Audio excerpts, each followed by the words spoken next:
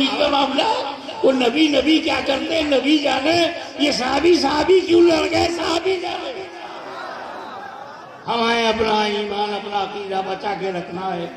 इस जो चीज जिससे बनती है, अब ये माइक बना है स्टेनलेस स्टील से, मैं स्टील चेक करूंगा कैसा है।